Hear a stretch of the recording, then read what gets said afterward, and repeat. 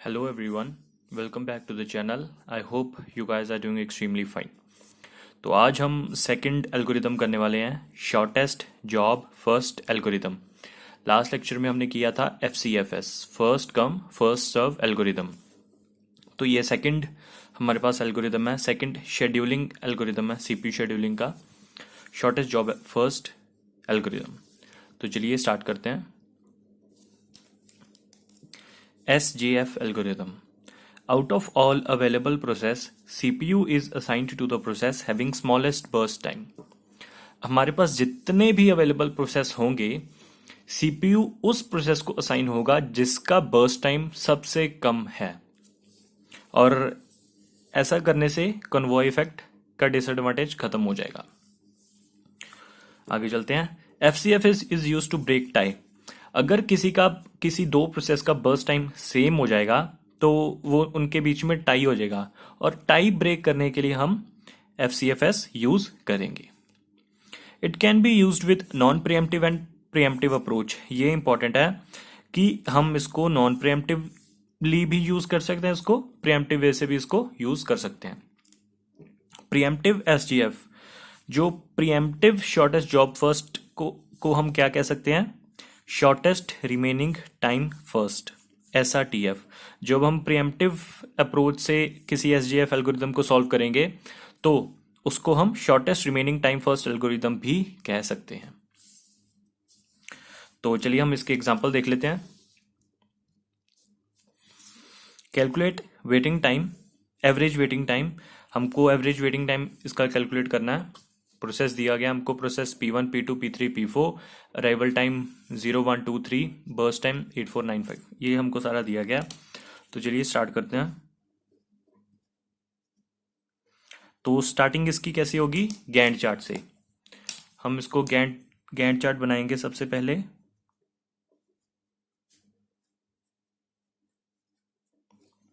Gantt chart बना के हम इसको पूरा सॉल्व करेंगे। तो इसका गैंट चार्ट कैसे बनेगा?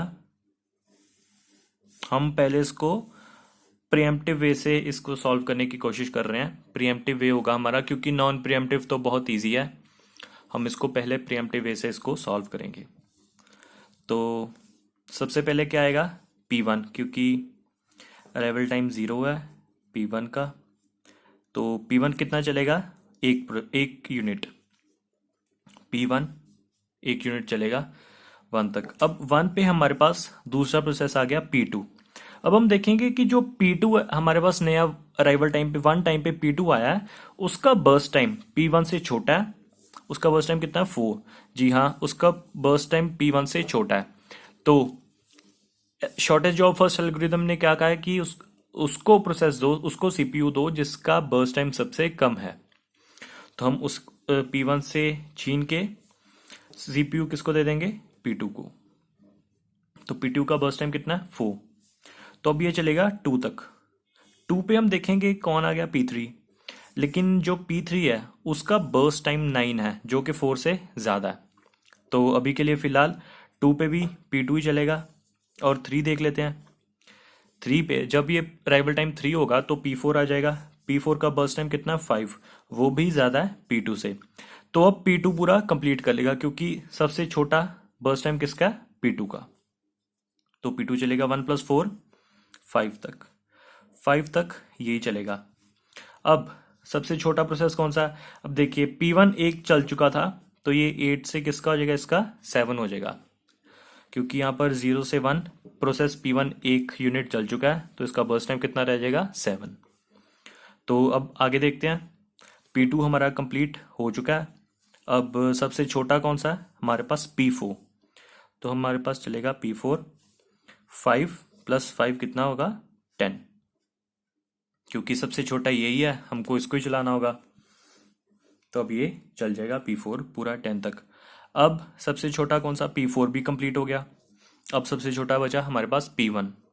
अब हम चलाएंगे P1 को, और P1 का कितना बचा? 7। तो 10 + 7 17 तक ये चलेगा पूरा, और P1 भी कंप्लीट। अब लास्ट हमारे पास P3 बचा, वो भी पूरा चलेगा। 9 17 + 9 26। तो ये इसका प्रॉपर गैंट चार्ट है। अब हम इसका वेटिंग टाइम निकालेंगे। जो P1 है वो अराइवल टाइम उसका कितना, 0 पे आ गया, लेकिन उसका कंप्लीशन कब हुआ था, 10 पे ऊपर। यहाँ पर उसने 1 यूनिट कंप्लीट किया था, लेकिन एक्चुअल में उसको कब मिला, 10 पे। तो ये आएगा 10 - 1 9। वेटिंग टाइम कितना हो जाएगा, 10 - 1 9।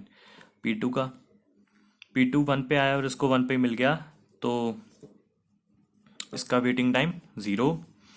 P3 P3 का अराइवल टाइम 2 था, लेकिन उसको CPU कब मिला, 17 पे।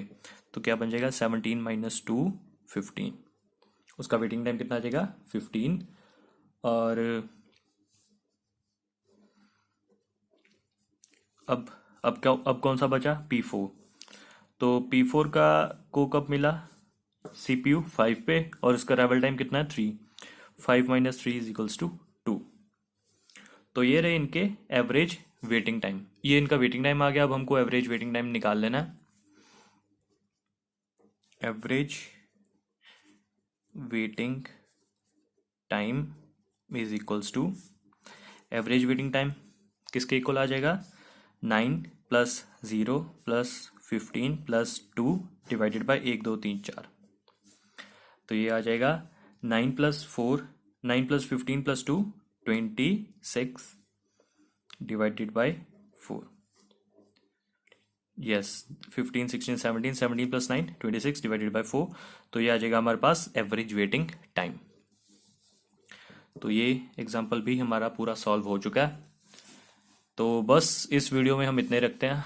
आज हमने किया shortest job first algorithm SJF। Thank you.